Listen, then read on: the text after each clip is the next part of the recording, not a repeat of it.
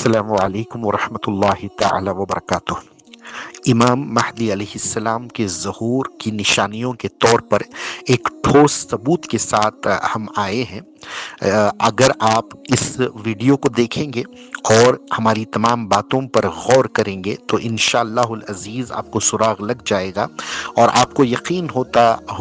ہوا نظر آئے گا کہ واقعیتاً جو ہم کلیم کر رہے ہیں، جو ہم بتا رہے ہیں کہ امام مہدی علیہ السلام کا ظہور بہت قریب ہے، دجال کا خروج، عیسیٰ علیہ السلام کا نزول، یہ سب کچھ قریب ہے۔ نہ صرف ہم حدیث بتا رہے ہیں بلکہ ثبوت بھی دے رہے ہیں کہ حدیث پوری ہوتے ہوئے ہماری آنکھوں کے سامنے حدیثیں پوری ہو رہی ہیں۔ اللہ کے رسول صلی اللہ علیہ وسلم کی پیشن گوئیاں ہماری آنکھوں کے سامنے پوری ہو رہی ہیں۔ تو یہ ہماری ساری محنت صرف ایمان والوں کے لیے ہے کہ جن کو غفلت سے جگایا جائے اور جو وقت حاضر ہے اس کے بارے میں بتایا جائے تاکہ لوگ اپنے ایمان کو بچائے اور آخر الزمان کی تیاری کریں اور آخرت کی تیاری کر کر جو ہے کامیاب ہو کر دنیا سے چلے جائیں۔ اسی نیت کے تحت ہم بار بار جو ہے اس کا تذکرہ کرتے ہیں، ثبوت پیش کرتے ہیں۔ ٹھیک ہے، تو اب سب سے پہلی بات، جو ویڈیوز میں شیئر کر رہا ہوں، جب میں بات کر رہا ہوں تو آپ سکرین پر دیکھ سکتے ہیں ویڈیو چل رہا ہے دریائے فرات کے تعلق سے۔ سب سے پہلے ہمیں حدیث میں دیکھنا ہے کہ دریائے فرات کیسے آخری زمانے کی امام مہدی علیہ السلام یا دجال کی پیشن گوئی کے تحت اس ندی کا، دریائے فرات کا ذکر آیا ہے۔ روایت یہ ہے کہ نبی کریم صلی اللہ علیہ وسلم نے فرمایا، آخری زمانے میں جب دریائے فرات سوکھ جائے گا تو اس سے سونے کا پہاڑ برآمد ہوگا اور تمام حکمران دنیا بھر کے لوگ جو ہے اس سونے کو حاصل کرنے کے لیے ٹوٹ پڑیں گے اور 100 میں سے 99 لوگ مارے جائیں گے۔ ٹھیک ہے، اور اللہ کے رسول صلی اللہ علیہ وسلم نے ہمیں یہ بھی حکم دیا کہ جب یہ سونا نکل آئے تو مسلمانوں میں سے کوئی اس سونے کا ذرہ لینے کے لیے بھی نہ جائے۔ ٹھیک ہے، یہ ایک حدیث تو یہ ہے۔ دوسری حدیث ابن عباس رضی اللہ تعالیٰ عنہ سے مروی ہے، آپ فرماتے ہیں کہ جب دریائے فرات سوکھ جائے تو کسی بھی دن دجال کے نکلنے کا انتظار کریں۔ تو ان دونوں حدیثوں کو سامنے رکھتے ہیں تو علماء نے، بعض نے یہ فرمایا کہ دریائے فرات کا سوکھ جانا اور اس سے سونے کا برآمد ہونا یہ امام مہدی علیہ السلام کی نشانی ہے، اور بعض نے یہ کہا کہ دریائے فرات کا سوکھ جانا دجال کے نکلنے کی نشانی ہے۔ اگر یہ دریائے فرات کا سوکھ جانا دجال کے نکلنے کی نشانی ہے تو دجال کے آنے سے کم 3 سے 5 سال پہلے تو امام مہدی علیہ السلام آئیں گے۔ ٹھیک ہے، تو دریائے فرات کے حالات کو نظر ڈالیں گے تو ہمیں اندیشہ ہوگا، ہمیں پتہ چلے گا کہ ہم کس دور میں جی رہے ہیں اور کب تک امام مہدی علیہ السلام کا ظہور ہو سکتا ہے۔ تو یہاں پر میں ثبوت دے رہا ہوں، آپ کو کچھ ویڈیوز بھی بھیجوں گا اس آڈیو کلپ کے۔ جب یہ میں ریکارڈنگ کر رہا ہوں تو اسکرین پر ویڈیو چلتا ہوا نظر آئے گا، اس میں دریائے فرات کی کیا حالت ہے، کتنی تیزی سے دریائے فرات سوکھ رہا ہے، وہ بھی مناظر آپ کو نظر آئیں گے، اور اس کے ساتھ ساتھ کچھ ویڈیو لنکس بھی بھیجتا ہوں۔ ان لنکس کو بھی اگر آپ دیکھیں گے تو دریائے فرات کا کیا حال ہے، کیا سٹیٹس ہے، اس کا بھی آپ کو پتہ چل جائے گا انشاءاللہ العزیز۔ تو اب سب سے پہلے دریائے فرات کا جو سوکھنے کا معاملہ شروع ہوا وہ 2015 سے شروع ہوا۔ 2015 سے پہلے نہ اسلامک ہسٹری میں، نہ ورلڈ کی ہسٹری میں، نہ دنیاوی کسی ہسٹری میں یہ کہیں سے ہمیں ثبوت ملتا ہے کہ کبھی کسی زمانے میں دریائے فرات سوکھا تھا، یا اس کا پانی بہت زیادہ کم ہوا تھا، یا سوکھنے کے کاغار پر آیا تھا، یا کبھی سوکھا تھا۔ ایسا معاملہ دریائے فرات کے ساتھ ماضی میں کبھی نہیں ہوا ہے۔ ٹھیک ہے، آپ اسلامک ہسٹری دیکھیں یا پھر دنیا کی ہسٹری دیکھیں، کہیں پر بھی یہ ثبوت نہیں ملتا۔ البتہ ہمیں دریائے نیل کے سوکھنے کا، دوسرے دریاؤں کے سوکھنے کا ثبوت حدیثوں میں بھی ملتا ہے، اور جو ہے جیولوجسٹ نے جو ناولز لکھے ہیں اور پرانی جو ورلڈ کی ہسٹری ہے اس میں دوسرے دریاؤں کا سوکھنے کا ثبوت تو ملتا ہے، لیکن دریائے فرات کے سوکھنے کا ثبوت ہمیں نہ حدیث میں نہ کسی ہسٹری میں ملتا ہے۔ یہ سب سے پہلے یہ سوکھنے والا عمل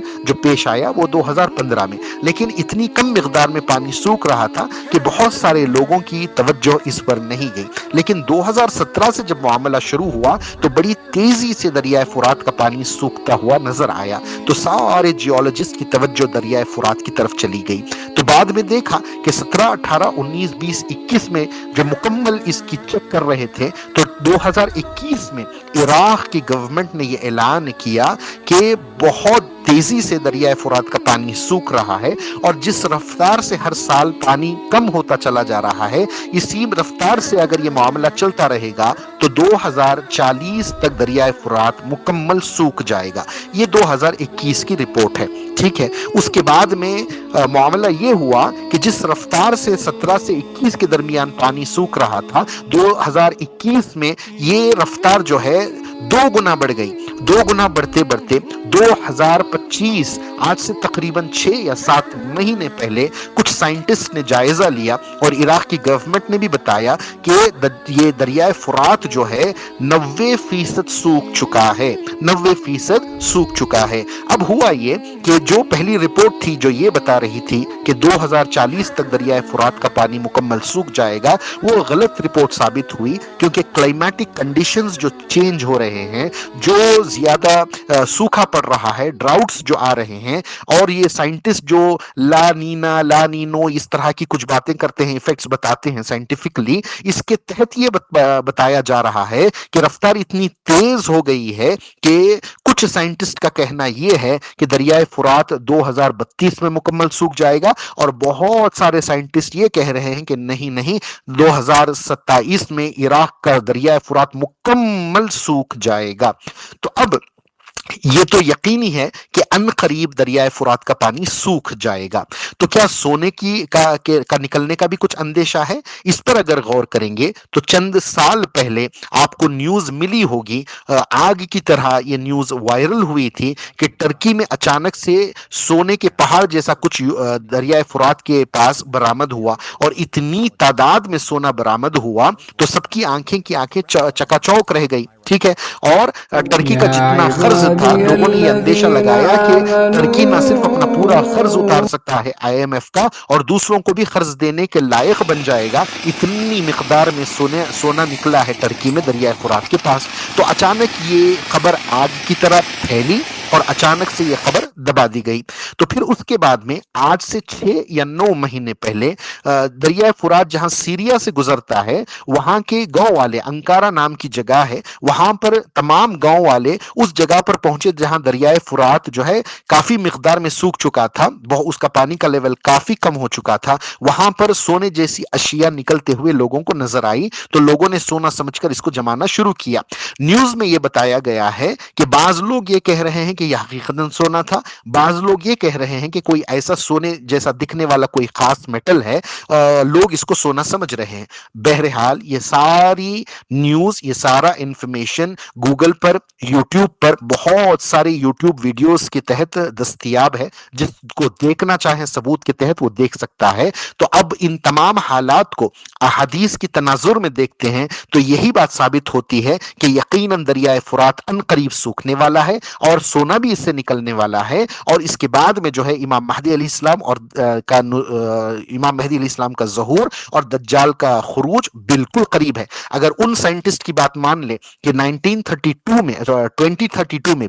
2032 میں مکمل دریائے فرات سوکھ جائے گا، تو اس کو دجال کے خروج کی نشانی مانیں گے. اور اس سے دجال کے نکلنے سے 3 سے 5 سال پہلے امام مہدی علیہ السلام کا ظہور ہوگا. تو ان تمام باتوں کو بھی دیکھا جائے تو ہمیں پتہ چلتا ہے کہ آنے والے اگلے 1-2 سال میں امام مہدی علیہ السلام کا ظہور ہونا پاسبل ہے. تو ہم ثبوت کے طور پر ویڈیوز بھی دکھا رہے ہیں، حدیث بھی بتا رہے ہیں،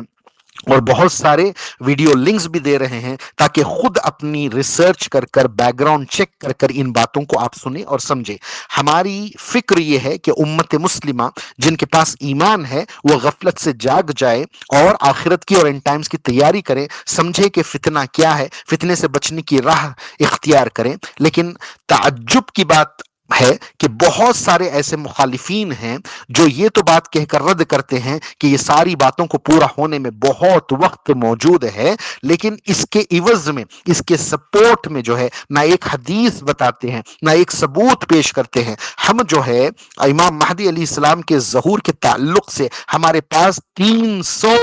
ثبوت موجود ہیں حدیث کے، اور حدیث کی روشنی میں حالات کیا بن رہے ہیں، وقت کیا آ گیا ہے، کون سی نشانیاں پوری ہو چکی ہیں، کون سی نشانیاں پوری ہو رہی ہیں، اور کون سی نشانیاں ان قریب پوری ہوں گی، پورے ثبوت کے ساتھ، عقلی ثبوت، احادیث کا ثبوت جو ہے لاجیکل ریزننگ کے ساتھ ہم لوگ پروف کرتے جا رہے ہیں. لیکن ہماری مخالفین ٹیم جو ہے بس ان کی زبان پر یہ کلمہ تو ہے، اس کے لیے بہت وقت درکار ہے، نہ اپنے دعوے میں ایک حدیث کا ثبوت پیش پیش کرتے ہیں، نہ ایک کوئی ایسی چیز پیش کرتے ہیں ثبوت کے طور پر جس پر لوگوں کو یہ بات یقین آئے کہ ہاں تھوڑا ٹائم باقی ہے، تو کم سے کم اگر کوئی ثبوت ہی پیش کر دیتے تو ہم بھی جائزہ لیتے کہ ہمارے ثبوت زیادہ قوی ہیں یا ان کے ثبوت زیادہ قوی ہیں، تاکہ ہم لوگ بھی جو ہے انہی کی طرح عام زندگی گزارتے جس طرح سے وہ گزار رہے ہیں۔ اگر واقعیتاً ان تمام علامات کو پوری ہونے میں بہت وقت درکار ہے تو ہمارا بھی مشن بدل جائے، ہم بھی اپنی راہ بدلیں اور کوئی دوسری راہ اختیار کریں تاکہ ہم بھی اپنی زندگی اچھی طرح سے گزار سکیں۔ لیکن نہیں، لوگوں کے دعوے تو بہت ہیں، صرف ایک جملہ ہے کہ ان تمام نشانیوں کو پورا ہونے کے لیے ٹائم ہے، لیکن ان کے دعوے کے عوض میں ایک ثبوت نہ حدیث سے پیش کر پائیں گے، نہ حالات حاضرہ کی کوئی ایسا ثبوت پیش کر سکتے ہیں جس سے وہ اپنے آپ کو صحیح ثابت کر سکتے ہیں۔ حقیقت میں بات یہ ہے کہ لوگ اس طرح دنیا میں غرق ہیں، اس طرح نفس پرستی میں غرق ہیں، نہیں چاہتے موت کے بارے میں سننا نہیں پسند کرتے، قیامت کے بارے میں، قیامت کی نشانیوں کے بارے میں سننا نہیں پسند کرتے۔ کیوں؟ کیونکہ انہوں نے بڑی بڑی